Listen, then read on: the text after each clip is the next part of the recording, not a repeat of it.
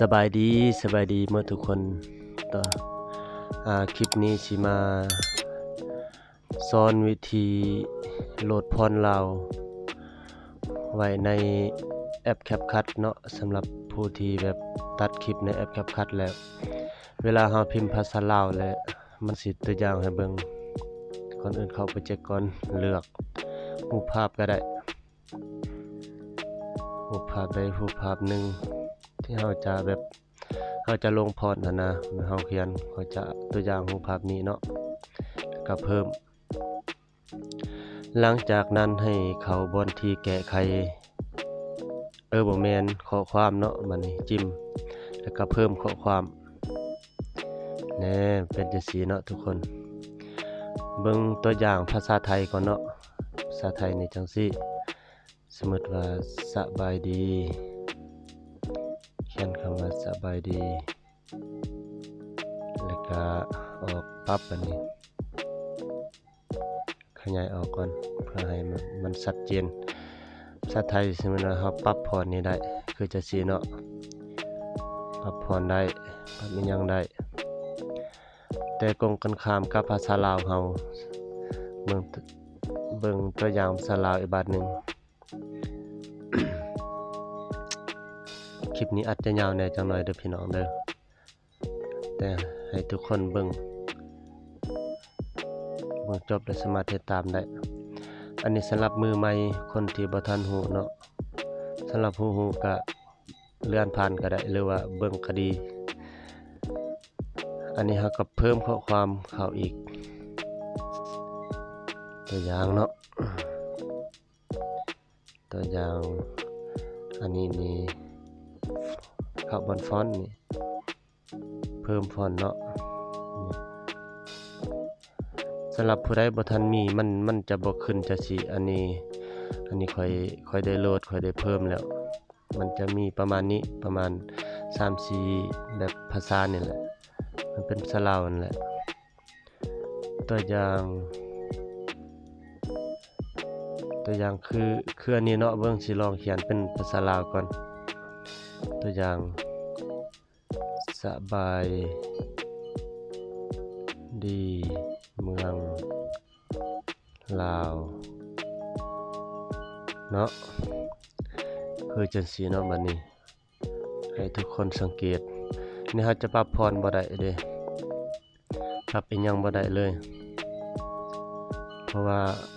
เฮาบ่ทันได้โหลดมันจะเข้าพรบ่ได้ถ้าเฮาเข้าบนฟอนต์นี่เพิ่มฟอนต์เบิ่งเด้อสังเกตเบิ่งปั๊บนี่ปึ๊บทีนี้เฮาก็สามารถแบบปรับสีต่างๆได้แล้วเบิ่งเด้ติ๊กออก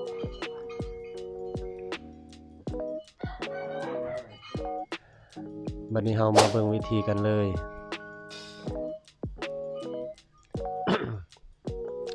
ก่อนอื่นหมดให้เข้าGoogle Chrome เนาะ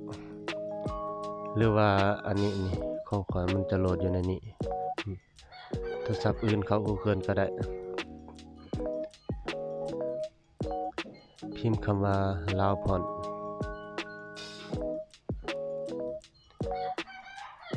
ลืมแนะนำให้ทุกคนไปโหลดตัวนี้ก่อนเนาะใน App Store พิมพ์คำว่าจังซี่ก็ได้หรือว่าเขียนคำว่า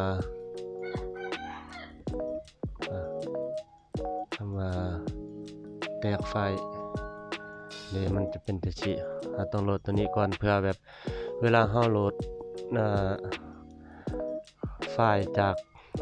อินเทอร์เน็ตแล้วก็เฮาเข้าอยู่ในนั้นเฮาก็แตกไฟล์ทำมาเบิ่งวิธีกันเข้าไปจิ้มจึงแล้วบัดนี้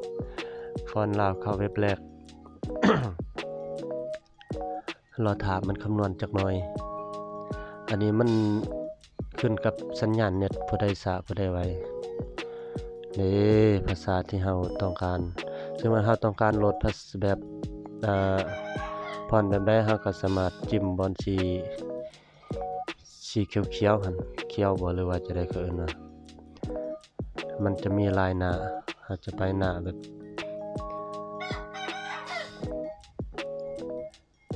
นี่คือตอนนี้ค่อยต้องการ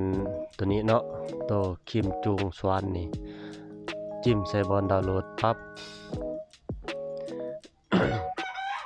รอท่าขึ้นจะสีให้ติ๊กบอลมันมีลูกศรอยู่เทิงหั่นตึกบาทหนึงรอท่านี่มันจะขึ้นจะตกลงอันนี้เป็นตัวอย่างซื่อๆเด้อถ้าผู้ใดอยากโหลดลายแบบ ลายหลักอักษรหั่นก็โหลดได้มันจะมีลายหน้าให้เฮาเลือกนี่สมมุติว่าเฮาอยากได้ตัวใดเฮาก็โหลดตัวนั้นแต่ค่อยโหลดเฉพาะอันเดียวตัวนั้นแหละ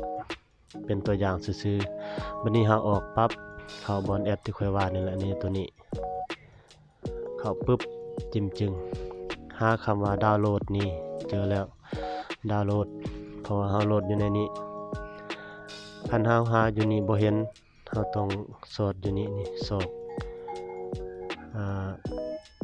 ปึ้งอยู่นี่บัดนี้เฮาแตกไฟล์บัดนี้ต่อบาดเดียวเดี๋ยวมันจะมีไฟล์ลาวตัวนี้หลังจากนั้นให้ออกจากแอปแล้วก็เข้าไปที่แอป CapCut บัดนี้แอป CapCut เพิ่มโปรเจกต์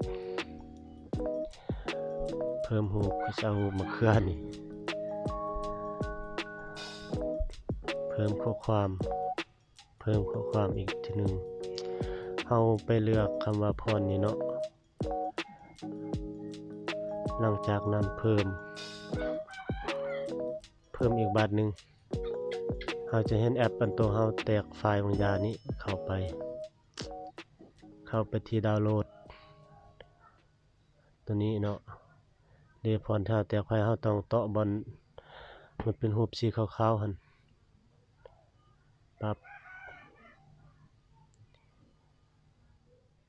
ตัวนี้บ่เบิ่งลองเขียนเดี๋ยวมันจะออกประมาณนี้